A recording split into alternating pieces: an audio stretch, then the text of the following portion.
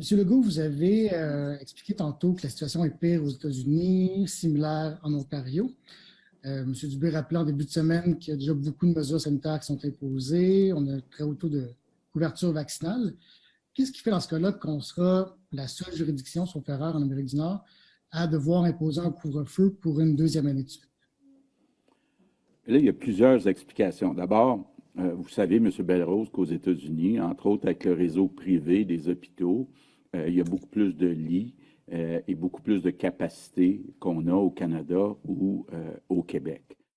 Vous venez de l'entendre, c'est pas moi qui le dis, là. Pourquoi qu'on est les seuls qui ont des mesures de fou? Comment c'est que Jocelyne Cazin, qui est en Floride à soir, elle va pouvoir faire le party jusqu'à 3 heures du matin. Elle n'a pas besoin de mettre de masque nulle part quand elle se promène.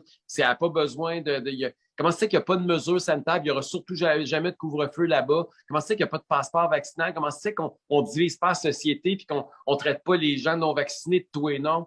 Puis qu'on respecte la liberté de choix de tout le monde? Mais François Legault vient de nous le dire, parce qu'aux États-Unis, il y a du privé en santé. Parce qu'aux États-Unis, le privé, ça veut dire plus de lits, plus de capacité de soigner plus de monde. OK? Comment ça se fait que tu ne le fais pas? Quand tu avais fusionné avec la CAQ, François, j'étais là, je m'en souviens.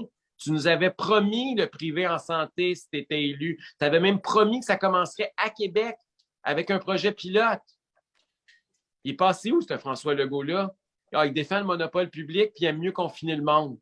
Et là, on est en train de payer pour la médiocrité d'un monopole public de la santé.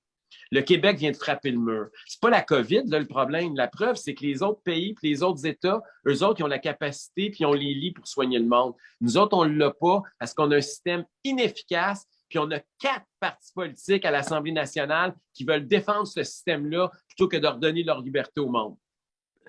Il va falloir qu'on ait des leçons de ça. Ce n'est pas juste du chialage, là. C'est quelque chose de très concret. Et moi, j'entends faire la principale promesse de la prochaine campagne électorale. J'espère que ça va être l'enjeu de l'élection, l'avenir de notre système de santé. On va être les seuls, les conservateurs au Québec, qui allons redonner un système de santé et proposer un système de santé efficace aux Québécois.